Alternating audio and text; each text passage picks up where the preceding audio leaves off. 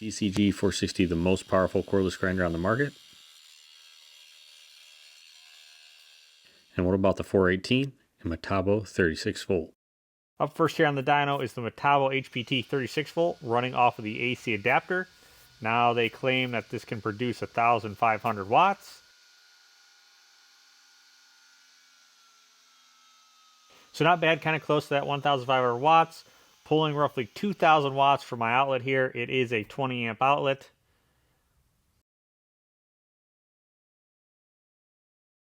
Now using that 4 amp hour 36 volt. We go ahead and push past that AC adapter here. And right above the claimed 1,500 watts. Pushing it above the DCG415 with the 8 amp hour power pack. Now the DCG418 with a 9 amp hour with a claimed watts out of 2,500 produces roughly 2,124 watts with that 9 amp hour, just under the Milwaukee with the 12 amp hour forge.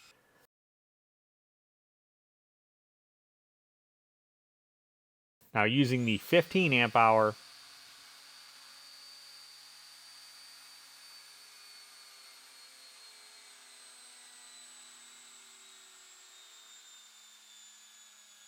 barely pushes above the Milwaukee here, but is still under the 40 volt Makita. Now using the DCG460 with the 9 amp hour,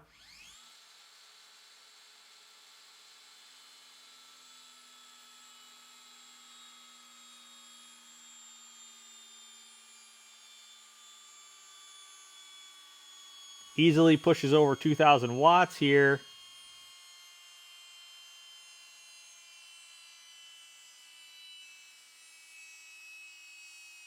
Passing the DCG 418 and the Makita 40 volt here.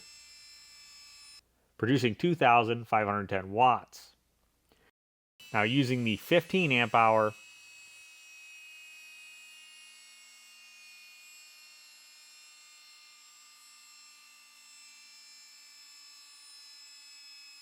producing an astonishing 3,000 watts here out, which is exactly what DeWalt claims for this tool. So comparing the Metabo HPT 36 versus the 18, quite a big gain here. You can see the 18 there in blue and the 36 in green. Again, these numbers are averages of 3 pulls each. And on the left-hand side there, that cost is of the battery. Now the DCG 418 and 460 here, pretty much what you would expect. Worst performance coming from that 12 amp hour. But what's interesting is the 460 actually did worse with that 12 amp hour flex volt versus the 418. But in the end, the 460 took advantage of that 15 amp hour, again, pushing above 3,000 watts out. So when we look at max watts out here using a 1.7 to 6 amp hour battery, no surprise, the DeWalt DCG 460 and 418 here are on top of the Milwaukee, followed by the Makita 40 volt. When we look at using an 8 to 15 amp hour, of course the 460 is still on top, followed by the Makita 40 volt here, and then the 418 DeWalt. So if we look at max watts out at 6,000 RPM, so if your application needs higher RPM here, the Makita 40 volt comes in first, followed by Milwaukee, and then the DCG 418. Rounding out the bottom here, we do have the DeWalt 460 here, which the DeWalt 460 is only rated no load is 6,000. So here I have the stop time, how long after I release the trigger it takes for the grinder to stop.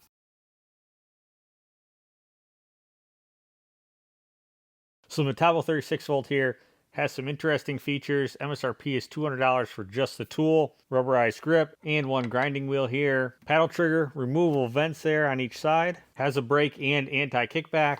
Probably a little bit hard to tell, but there are LEDs on each side.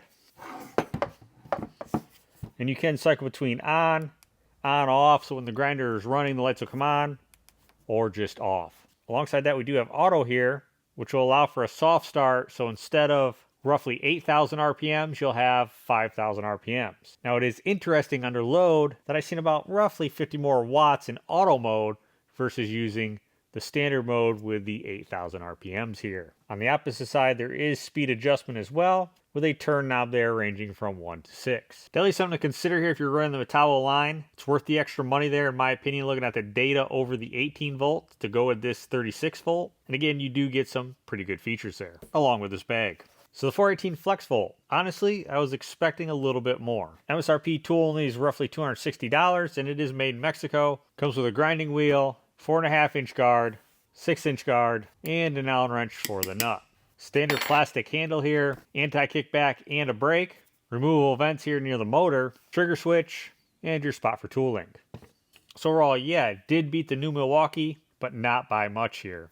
We didn't get to that claimed 2,500 watts. We fell about 250 watts short. But if you have the 60 volt line and you're looking between the DCG 20 volt 410 or 415 versus this, to me it's an easy choice of going with this. So the DCG460, insane.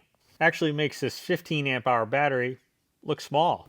Tool only MSRP of $370, 9-inch grinding wheel shield. It's not coming with a grinding wheel, so I picked up this Hercules one from Harbor Freight. I think it's kind of crazy when you spend this amount of money. It should at least come with one $10 grinding wheel. 7-inch guard, 9-inch cutting wheel guard. Now with this on there, it's basically a handheld chop saw, and a wrench and the nut. Of course, anti-kickback, brake, rubberized grip, which I would have liked to seen on the 418. Intake vents on each side.